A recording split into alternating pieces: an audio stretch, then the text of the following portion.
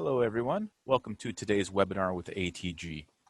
I appreciate you tuning in today and taking some time to learn some quantity takeoff tricks in Bluebeam Revu. I hope you're all staying healthy and enjoying some sunshine that we're starting to see here in spring and keeping busy. Today we're going to dive into Revu and we're going to do some fun stuff. My name is Jason Artley. I am a senior technical specialist here at ATG. We are a Bluebeam Platinum partner, and I am a Bluebeam certified support representative. In addition to Bluebeam, we are also a Platinum partner with Autodesk. Our goal is to be your one-stop shop for software licensing, training, and support. We also have hardware solutions too. We love doing these webinars and creating content to help our customers become more proficient and efficient in the software that they use every day. So we're going to be fairly casual today, of course. If you have any questions, feel free to use the chat or the question and answer options here on Zoom. You can always email me at jartley@atgusa.com with any future questions you may have. I'll post that again when we're done. So today we're talking about Bluebeam, and we've been talking about them a lot lately. It's been a crucial tool for working remotely. We're going to talk about some more advanced functions. This webinar assumes that you already have the basics of Revu down. You've used it for various PDF creation and manipulation workflows. But today we want to look at how we can measure things and use some of those measurement tools and configure them for reuse easily by using them as tool sets. And then we're going to make some formulas, create some choices so we can have Revu give us some cost estimation. And then when we have all of our areas and things configured, we're then going to take them into Excel using the quantity link. So before we dive into the advanced features of Revu, let's talk about the company behind it. Bluebeam empowers the way that our world is built. Revu is the flagship software that they make. And that's meant to help teams simplify those complex processes and collaborate in real time to finish projects and schedules and all, keep that all under budget. They are Bluebeam takes that customer-centric approach with their project development. They work closely with different industry partners to make sure that these projects and these programs that they're creating are really helping people get jobs done. So they've been out for almost 20 years now. Coming up close. They've got 1.7 million users around the globe. Hopefully that includes some of you on this call. And they are really nice to work with on our side too. So Bluebeam empowers the people to advance the way our world is built. So when we're talking about Bluebeam, it's common to say Bluebeam, but we're actually referring to Revu. Bluebeam is the company and Revu is their flagship project efficiency and collaboration software. It's meant for AEC, so architectural, engineering, construction. We see a lot of people using it on the admin side too. They may not be exactly on the AEC spectrum, but those types of workers and skilled people are absolutely vital to AEC. So it does have some crossover there. This software does come in 4 different versions. There is an iPad version, there's standard, CAD, and extreme. Almost everything we're going to be doing today is going to work on the standard or above versions. The quantity link function that I'll work on towards the end of our session, that's only going to be if you have extreme loaded. All right, so with that, we're going to dive right into the software. I have this configured. It's going to be fairly straightforward. I'm using a demo data set. You may have seen me use this one before. It's something that Bluebeam has provided to us to use. I like using this because it's not one of your companies. I don't want to be choosing favorites and then I get in trouble and all that other stuff. So we're just going to use theirs, and we'll use this site as our basis for demonstration. Now, the workflows I'm going to go through are not civil in mind, even though this is a site plan project. I'm going to be measuring links, which could be anything, really. Anything that you can measure, we can do inside of Revu. So I'll be using some measurement tools to go through. We'll find some stripes to measure, perhaps. We'll measure some areas of this landscaping. It's kind of complex shapes. We'll figure out how to do that. And then maybe we'll count how many trees we have. So let's go ahead and get started. Now, one of the cool things about Revu is that it is easily customizable. We can take these toolbars and panels and move them every which way. I'm going to be starting in my Revu Advanced profile. That's usually my default. If you want to make your own, you certainly can.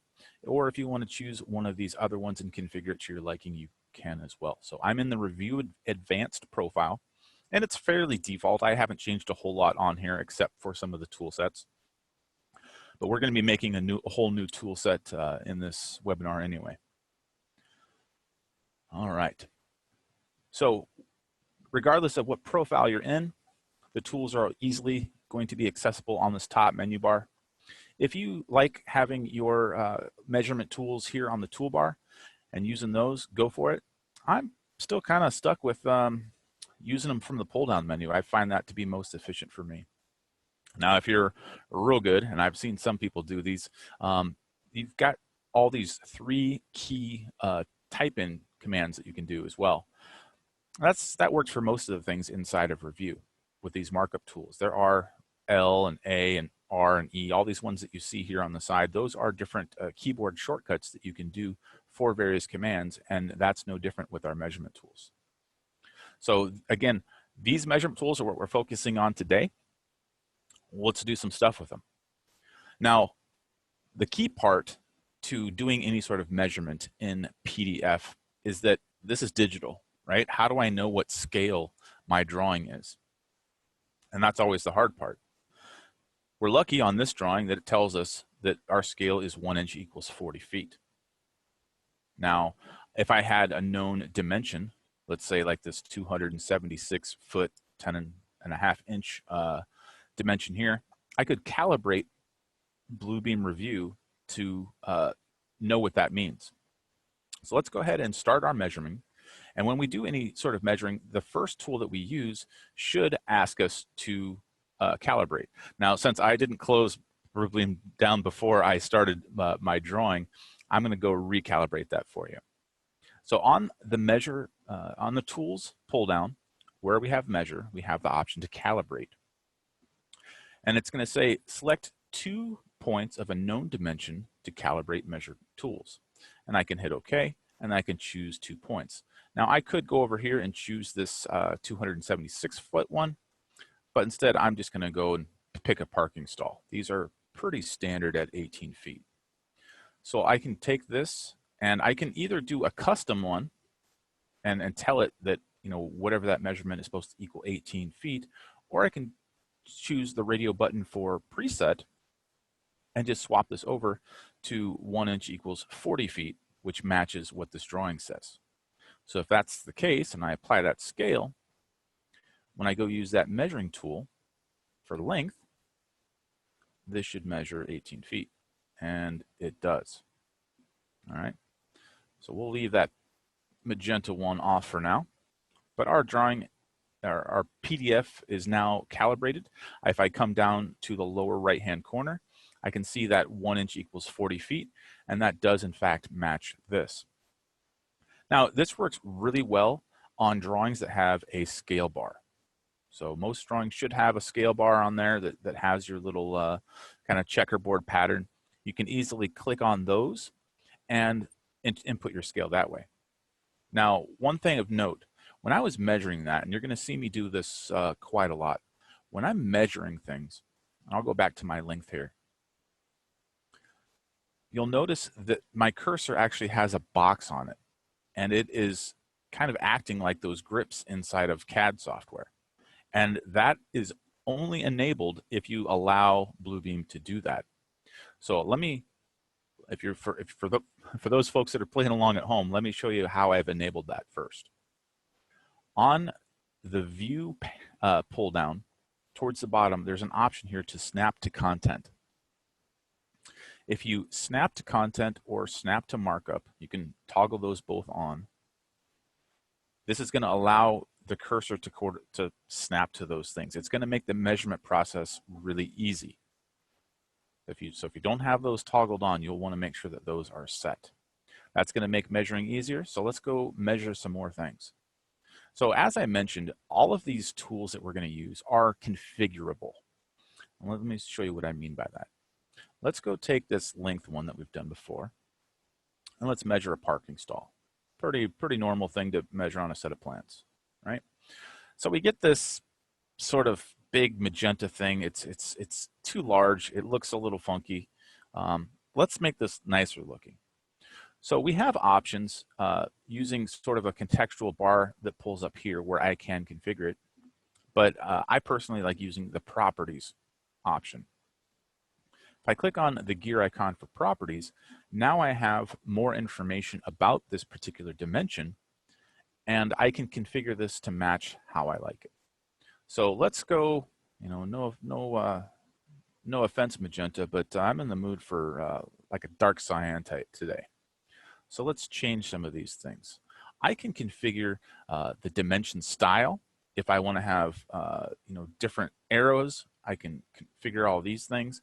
I can give it dots. I can give it those architectural ticks if I wanted to.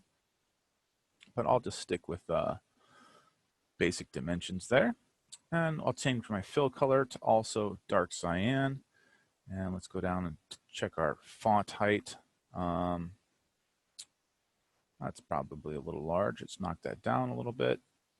And we'll change our text color to dark cyan blue, make it a little more stylish. And I'm going to come down here and configure this. Now, I do have some grips that I can edit this with if I wanted to get this just perfect. I can also hold down the Shift key and move that text by itself. So you can make this look kind of nice. My arrows are a bit large here, but we can always adjust those accordingly. So I've got various percentages that I can choose if I want to knock those down a bit. So I could spend a whole lot of time getting this figured out and getting it configured so it looks really nice. But I don't want to do that every single time I use my length tool. And that's what's cool about Revu. I've spent all that time adjusting this, and I've got various, select that again, so I can talk about it. I've got my author, I've got my subjects, I've got my labels. Don't worry, we'll get back into those later. But I've changed all these things with my appearance, and I even scrolled when I didn't want to.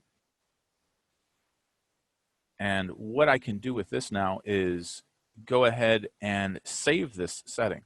So if this is the style that I always want to do, I could come down to the bottom and set this as a default. Alternatively, I can add it to my tool chest. You guys are using tool chests, right? Well, let's go take a look at tool chests.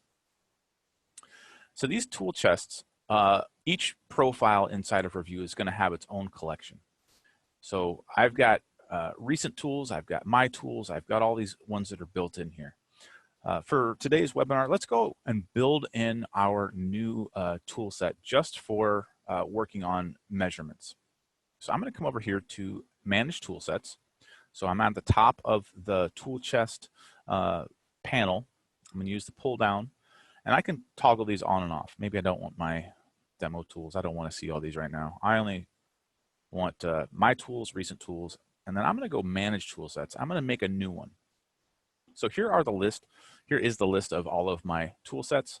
Let's go create one for quantities. I can choose, do I want to show that in all profiles? I sure do. That way it's always there. And I'm just going to create this new tool set. Now, tool sets are always saved as BTX files. So you certainly want to back them up. Now, keep in mind, notice this is just a BTX file. This is going to be something that's easy to share with your coworkers or different consultants or different departments. Once you configure this BTX toolset file, you can share it, you can export it, you can import it. Nice way to make some friends in the office. So we'll click these on and I'm gonna hit OK. Now we have these 3 tool sets here. So I've simplified my list quite a bit. If I wanted to get back to any of those other options, I can toggle those on, but for the sake of simplicity, we'll leave that open here. So these tool chests are, this recent tools one is always your default. And what this is gonna do is reset. Every time that you close review, these are gonna go away. So normally when you open up review in the morning, this is gonna be blank. But it's gonna keep all of those configurations that we've made. So if I take this length measurement that I just created, snap to this one, I'm gonna get the same exact configuration that I got on that last dimension I made. Now notice I didn't have to go change it from magenta to dark cyan. It was just ready to go. Well, if I wanna do that every single time, I wanna save that tool. And if these are gonna go away the next time I close review, let's save those instead. So I can take any of these tools and I can simply drag that into the tool chest that I want it to be in. Now when I close review, next time I open it, I'm always gonna have this one right here. So I don't need to configure that every single time. It works out quite nice. We're gonna look at other measurement tools and we're gonna configure those the same way, and then we're gonna even get more advanced with our areas. So with these length tools configured, let's move on to a different measurement style. So I also have the ability to do polylinks. This is one that I get a question about all the time. And especially if you've got linear objects like electrical lines or sewer lines, storm drain lines, something like that. I want a cumulative length to measure. Now on this particular site here, I don't have a whole lot that I can measure. I should have drawn in some sewer lines or something like that. But let's just go ahead and measure this little back line here. Actually, let's just click through a few points. So I could go zigzag through this thing. And when I'm done, it's going to look a little funky. I would need to clean this up. I can turn off my segment values and just get my overall. So see how I'm doing that with my properties open. But if I leave that there, that would let me do a zigzag line. It would let me follow whatever. Let's create another one. So I can create these polylinks that will follow anywhere that I select. Now, of course, if I had, manholes or sprinkler heads or electrical receptacles, those are all things that might have not necessarily a straight line that connects the dots. The polylength measuring tool is going to be perfect for that. I'm not going to configure this to look fancy. We'll just leave that as red and we'll move on. Our other measuring tools, of course, we've got area, perimeter, diameter, center radius, a 3-point radius, an angle, volume. We can do polygon cutouts, ellipse cutouts, counts, and dynamic fill. So all of these are fairly self-explanatory. We are going to get in depth with the area tool in just a little bit, but I'm going to skip down to the count function actually. Now the count is something where I might want to use these trees, for example, and count how many are on this particular site. Now that's where things get a little tricky. I could go through and count them using my count tool here. And I can choose what option I want. Do I want a check mark or a triangle, square, circle? There are different appearances for those counts. And I could just go through and place this count on each one and call it good. However, let's use additional Bluebeam Revu functionality to have Revu count those for me. So I'm going to jump over to the search panel on the right side here. And the search panel has the ability to search for text, something that I use a lot in larger documents, but it also has a visual search. If I choose visual search at the top, I can then create a parameter that I want it to search for. So I'm going to come over here to get rectangle, and we're going to come down and I am simply going to draw a rectangle around the tree that I want to search for. And I could refine my colors. I can adjust my sensitivity. There's a lot of different things that I can do with this. But for me, I know this works pretty well. I am going to search multiple rotations. I'm going to have it search for all this stuff, and I'm just going to hit go. Now, this will do your whole document at one time. I only have one page in this document, so it's going to go fairly quick. If I had a larger document, that process can take a few minutes. So, you know, if you're going through 30 pages and having it search for all of your symbols or a certain word, hit search, go refill your coffee, and come on back. So luckily for us, that went pretty quick, and it found 11 results in this document.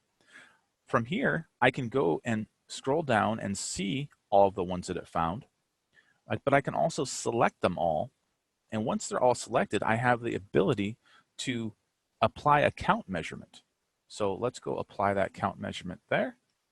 And I'm also gonna highlight them. So this highlight allows me to zoom out and see exactly all the ones that it found. Now, notice the way that my sensitivity is set, it ignored the ones that are larger and the ones that are smaller. So I would need to either adjust my sensitivity and have it go search again, or chances are this, if I were to be doing estimates for this project, you know, when you buy trees, they cost quite a bit different depending on the size. So maybe this is a medium-sized tree and it costs more than a small-sized tree, which is, you know, less than our large tree. So maybe this would be its own separate line item on that quantity list. So we could keep going, but we're going to keep configuring different measurements on here. And I'm going to show you where all these are going to end up. And then we're going to add some more detail to those. So I will turn off my search panel. I've got those selected. Let's go find something else to measure. Let's look at landscaping. Now, landscaping is sort of what I chose for the example to use in this webinar. This could be a lot of things. It could be carpet, it could be tile, it could be any sort of surfacing. So we are using a little bit of imagination, and we're going to do some area measurements. But before I do that, I do want to go in here and measure an arc. I do have some interesting arcs on this site. Let's go take a look at how those different measurements work out. So I will come over to measure, and I'm going to use one of these tools. So I have a 3-point radius, and I have a center radius. These are a little funky to use, but we'll give it a whirl. So we'll try our 3-point radius first, and I will choose that point, and that point. And it will measure along that arc accordingly, and it's only measuring this side. It's not including this little book opening ending accordingly. And I can go over here on my, let me select that again, in my properties, I can choose my colors and everything else, but it is measuring that radius at 4'8". Now, is that a radius or is that the length? That's the tricky part. That actually is the radius. So if I did want the length of that, I would have to do something more creative with my polylinks. So I'm going to go ahead and delete that one and go back to our areas. So with this area, I've got some tremendous capabilities that I can do with my measuring tools. So if I come over here and measure area, I can click points and define an area accordingly, right? And it's just going to give me a square footage. That's fine and dandy. However, this site that I've chosen has some really odd shapes. And if I'm going to click this whole thing, it's going to be pretty difficult and time consuming to do that. Luckily for us, Revu has given us a pretty unique tool here called dynamic fill. So I'm going to come over here to my tools, go down to measure, and at the bottom is dynamic fill. This does take a couple seconds to load, and then we're going to get this new toolbar that's going to pop up. This will allow us to add boundaries or dynamic fills to certain things, and then it's going to give us options of what it's actually going to create with that fill. So I'm going to toggle this on for area, and I'm going to choose dynamic fill, and it's going to just give me a spot to highlight. So using my left mouse button, I'm going to click, and it's going to automatically find the edges, and when I'm done, I let go and hit apply, and it's going to create that area measurement accordingly. So that's saved me a ton of clicks. It's made my life easier, and it looks pretty nice too. So let's get even deeper, more evolved with these things. We're looking at measuring landscape quantities. So we're going to have probably some concrete, probably some asphalt, some gravel, maybe some brick. Let's explore how we can configure these for different quantities. So I'm going to take this little spot here, and I'm going to change my subject. By default, that subject is going to be what that tool is. So this is actually going to be landscaping. That's going to be my subject. And I'm going to configure this. Well, let's see what I want this to be. This is probably just going to be grass. Let's hatch that with a good old 10% dots. Let's make those a lighter green, perhaps. I can adjust my opacity accordingly. So I've got all these nice functions here. And when that's done, I can take that recent tool, of course. Now this is a landscaping. Drag that down into my quantities. And the next time I go use this area tool, it's going to be pre-configured with my same colors there. All right, pretty cool. Now, this is where we can really get in depth with this. So let me show you where all these, everything that you do inside of Revu, whether it be a text call out or dimension or area measurement, those are all going to end up inside of the markups list. And this is all tracked here. Take that lower left-hand corner. I'm going to pull up the markups. And let me close some of this stuff to give us more information. And here are all of our options. I've done those highlighting. There's that count measurement of those trees that I did. And here are those length measurements. Now, of course, I was cheating and did some stuff already. So let's go ahead and delete those because I'm going to recreate them. So with these markups list, you're always going to have a select number of columns in here. And if you hover over there, you can turn on if you want page label, author, date, things like that. For this, I want to simplify what we're looking at. So I'm going to get rid of some of these. I don't care about color. I do care about date, author, who did the quantity. It would be nice. Comments is always nice, and page label can go away. So let's simplify our list here. I have my measurements down at the bottom, and there's that landscaping area that I created. That's where that subject comes into play because it's going to keep all of my stuff organized right here inside of landscape. So let's go give this more meaning. I'm going to come over to my markups list, go back to columns, and I'm going to come down to the bottom and choose manage columns. Here are all of those columns that I had. And this time I'm going to create custom columns. I know that I'm doing quantities of landscaping. So let's go add a column for landscape. This is going to be material type. And that type is actually going to be a choice. So we're going to have concrete. And that subject is going to be landscaping. Right? I want to keep these separate. And let's give this a dollar value. I am not up to date on how much things cost per square foot. So I'm just going to put in some random numbers. But that's going to be worth a 4. Let's go over here and say grass sod. That's under landscaping as well.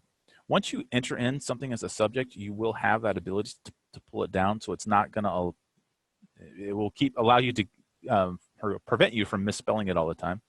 Not that I'm guilty of that or anything. And then we'll go over here. We'll add some more. This will be grass seed. It's usually another type. I could put hydro seeding. Landscaping again. And this doesn't take too long to configure, but let's say seed is usually cheaper. Let's give that 50 cents. Again, with today's economy, who knows what the stuff actually costs. We'll go over here. Maybe asphalt doesn't count as landscaping, but it is today. And then lastly, let's do brick pavers or something like that. That's usually something that I like to see. Landscaping. And that's going to be $6.50. Again, just random numbers that are associated with that dollar value. All right. So when I have this configured, I can then hit OK. Since I have a choice, and that is configured to landscaping, now when I go take a look at my landscaping, I have the ability to choose a material type by double-clicking in this space, and I can go over there and call that grass sod, right? And now I have that ability. So let's get a little more in depth with this. Let's go add some more measurements. So let's say that one's grass sod, then let's make this one grass seed. I'm going to use my dynamic fill again, and I'm going to configure this accordingly. And I'll hit apply. This one, I'll set this to be, if I come down, those custom columns that I created actually show up in my properties. So once I have this set, notice now if I pull this down, it's all blank. It doesn't really know. But if I come up here and change my subject to landscaping, again, use the pull down. Now when I go down, that material type will allow me to choose grass seed, right? And so I see my markups list getting filled in down.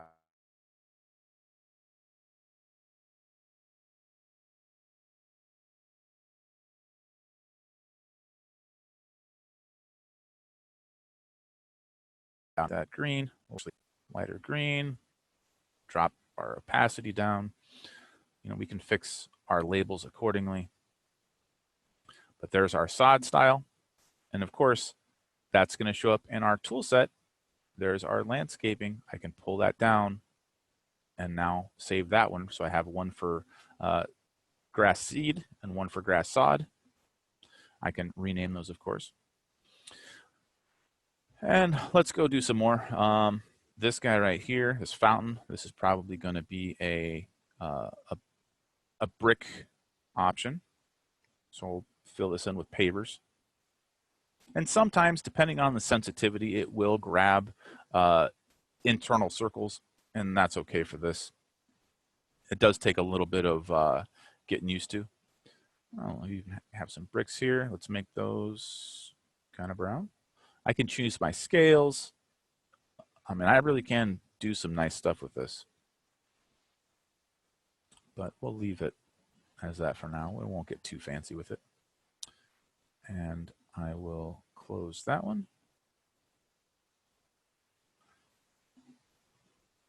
And let's do a couple more just for the sake of filling out our options here. So I've done a grass seed, a grass sod. I've done a brick paver. We need a concrete.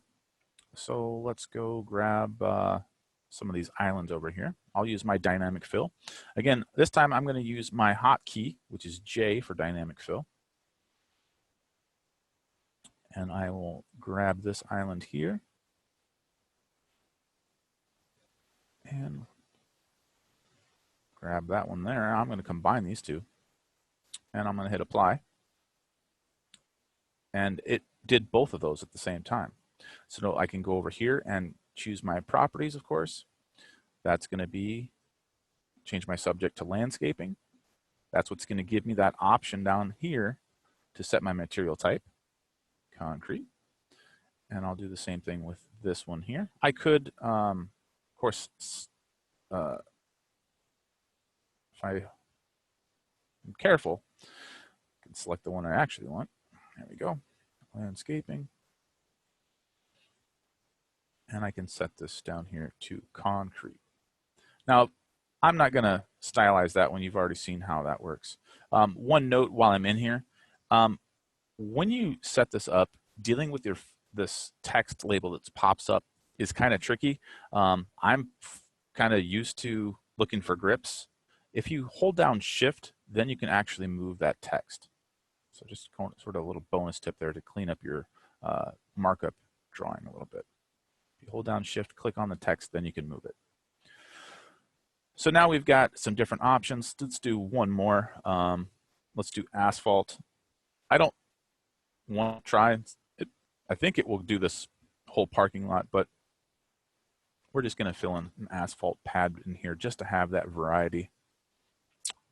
And I'll grab this guy and hit apply. So that is automatically selected in my properties panel. I can then call this landscaping.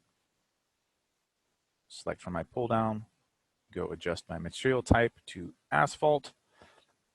And now I have created a hatch for just about everything, or configured a style for everything. Give that some diagonal, scale it down a little bit, drop my opacity, and we will hit escape. So now let's go simplify some stuff, close some panels, pull up our markups list again, and now we have all of our landscaping here.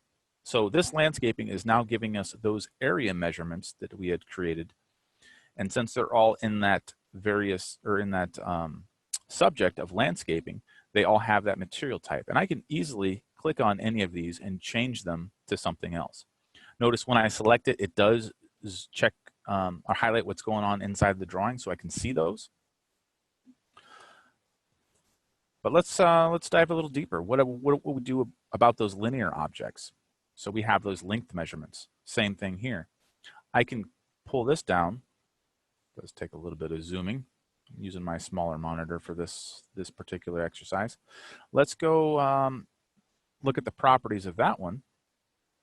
And let's give this a subject of striping. All right. And we'll do the same thing with this one. That one's going to be striping as well. Striping has a cost. So now I can go here, do the same similar object. If I go to my columns and then my manage columns, I can create a custom column for paint stripe, right? Or striping. Let's just do striping because it's not always paint. And that will be a choice as well. This can be white. This is going to go under striping. Oh, 10 cents a foot, something like that. We're also going to have yellow. That goes under striping. That's 15 cents a foot. Again, random numbers. And let's go reflective. Striping. And that's going to be $3 a foot. So now that I have these striping choices, and these are all linked to striping as my subject, I should be able to then go in for my striping now and have that striping column where I can then go and select if I want those to be white or reflective or yellow, whatever I have. Now, this is probably where you're wondering why did I put those numeric values in there? What good is that going to do for me? Well, I can actually make Revu do math for me. So let's go have it do it. If I come over to my markups list and come down to columns, I'll go back to my manage columns and back to my custom columns. So these are the two custom columns I've made. Those are my choices for my materials. Again, these can be tile, carpet, you know, your striping could represent piping or cabling, whatever your industry needs. I'm just kind of giving you some generic ones, but this workflow is going to be the same for all of them. All right, so now I can come over here and go add, and this time I'm going to say cost estimate. Let's go landscape costs. This is actually going to be a formula. So that expression is going to be landscaping, and notice if I come down here, I should see my striping. I want, let's go, what did I do wrong?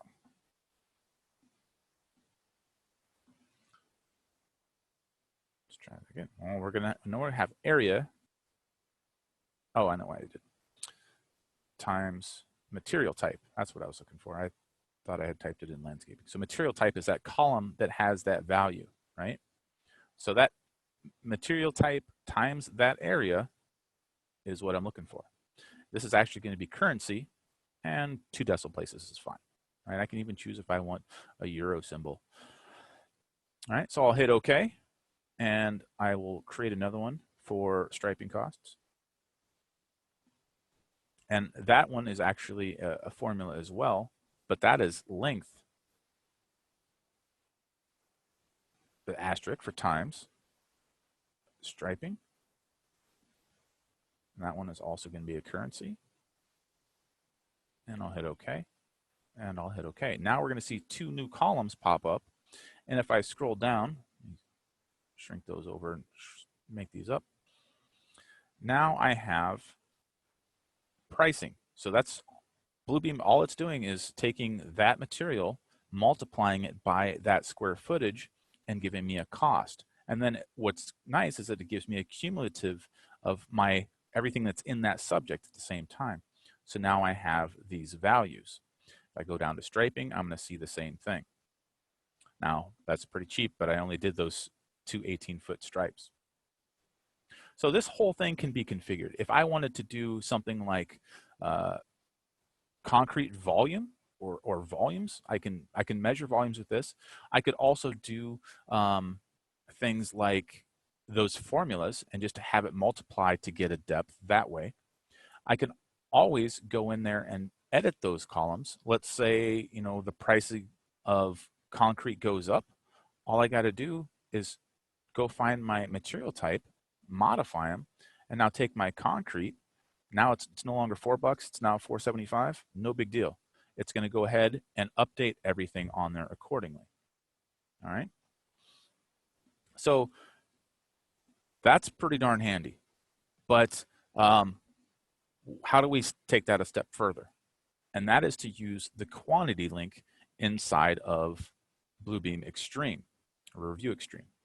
So if you're an Excel user, and I will fair warn you, this is one of my least favorite pieces of software in the world, but Excel has a quantity link, and that's part of that is built in to Revu Extreme. When you load Extreme, or CAD for that matter, you are going to get a Bluebeam tab inside of, well, let me back up a little bit. When you're if you're loading Bluebeam Revu CAD, the power of CAD is that it's going to install plugins for Excel, Revit, AutoCAD, Civil 3D, etc. And then it will give you those easy one-button clicks to create your PDFs.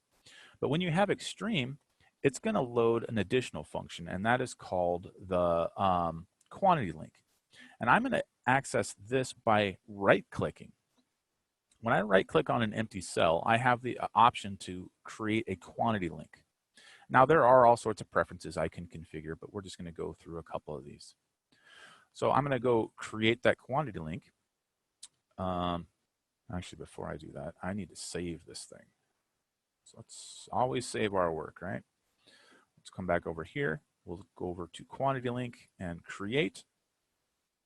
And I'm going to go find area of subject landscaping, right? I could go material type asphalt. What is the area of my asphalt? And it's going to give me that value. Same thing. I know I did a pavers one. Let's do that too. Now, I didn't adjust that, but when you first use that quantity link, it's going to ask you to select a file linked to the workbook. So you're just going to have Excel point to that PDF file, right? So that's all that I did. So let's go find one here for our pavers. We'll create a total area of material. Oh, I maybe didn't put my brick in there. Let's cancel. Let's do our sod one because I know we did that. Create total area of sod. And that's there. Now, these are quantity links. That's impressive for this part. And that is, if I go find my asphalt quantity, So right now, jump back to Excel, is at 1779. If I go adjust that asphalt quantity, so I could be in Excel doing my stuff. I didn't mean to move that. I could be in Excel doing my stuff. Somebody else could be adding up all these things. And when these change, it's going to magically, of course, adjust. So now when I jump back over to my Excel, I see that same value, that 4673. So this allows one person to be in review. You can have somebody else do that inside of Excel. They can stay out of your drawing, and they're just going to get the numbers that you're adding up. They can dress this up, put it on their reports, put it on their company letterhead, and be on their way. Pretty darn cool. Again, that is an extreme function only. Now, of course, one last thing before we start breaking for more questions is that any of these things that I've configured, right? I've made one for asphalt, and I made one for concrete and sod and stuff, and I probably should have made them a little prettier. But another thing that I can do with these estimates, now that I've got them in here, these areas that I've created, is I can actually create a legend. So if I come down here to landscaping, I can right click and go to legend and create a new legend. All right, so it's going to take a couple seconds here to click through, but there's my landscaping. Now, if I would have set this up a little differently, I zoom in there, I can see that I've got that one. Let's go find one of these asphalt ones, right click, and I can add it to that other legend. Let's go find, I'll zoom in there in a minute and you'll see this, how this is working. And I think one last one. So now I've selected all those different things. If I change those descriptions to material types, I can still have my quantities there. It makes a legend. It's a nice way to clean it up. Of course, I could have been a little fancier with my setup, but it's another thing you can do in addition to just taking those quantities and using that workflow that we did to measure those areas.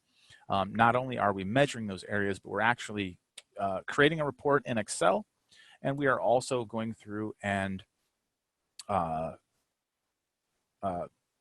creating an exhibit that shows where we had those areas taken. So it works out pretty nice. Now, of course, one additional function, if you're not using this already inside of the markups list, is the ability to create a summary. So I'm going to go ahead and create a PDF summary. So this is on the top bar of the markups list. This button on the right for summary. I can choose a PDF summary, and I can choose what columns I want. Maybe I don't want to see all this stuff, so I think I do have that configured okay. I can always save these configurations. Everything that I've done today, you can save those and reuse them. So take your tools, add them to your whatchamacallit, tool chest. There we go. Take those tools, add them to your tool chest, save those into your profile. You can always take those and export those quantities. So again, use it on your next project, share it with your coworkers, share it inside of your department. That's the beauty of Revu, is not only is it an extremely powerful tool for just doing things with your basic PDF workflows like combining and stapling and whatnot, we can also measure. And now we're taking it a step farther by doing quantities and having the software do the math for us too. It's really, really cool. So that summary I created, it will go through and find all those markups. I can then go click on them and I can verify those things independently if I wanted to. So incredible functions all here inside of Bluebeam Revu. If you have any questions, feel free to type them in. I could go on and populate this thing all day long, but I've shown you the basics of what you need to do to create those areas and how to take those area measurements a step farther by giving them material choices and formulas to calculate the costs. Again, this has been using a site plan. All of these things are fairly universal. You know, the grass could be carpet, the concrete could be tile. If you have a dollar value for that, you can set that up.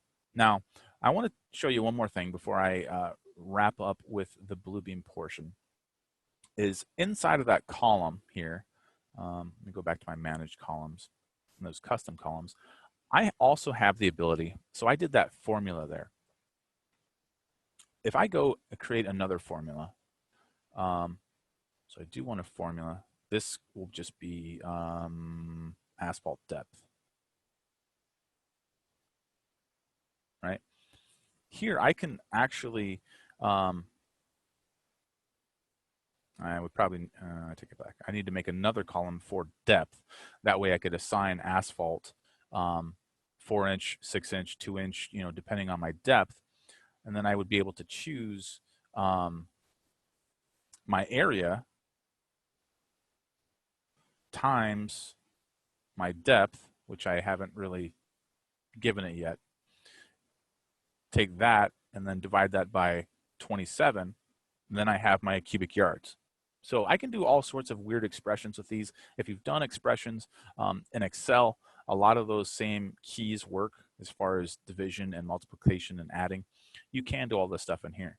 Now, what's kind of neat about this is that if you wanted to put a dollar value here, you can certainly do that, you know, times 425, whatever, hit OK, it will do that math for you. So should the price of asphalt change it in here, and it's going to update everywhere. So you have different options on how you want to do the math, but those have to be done through those custom columns. It is pretty cool.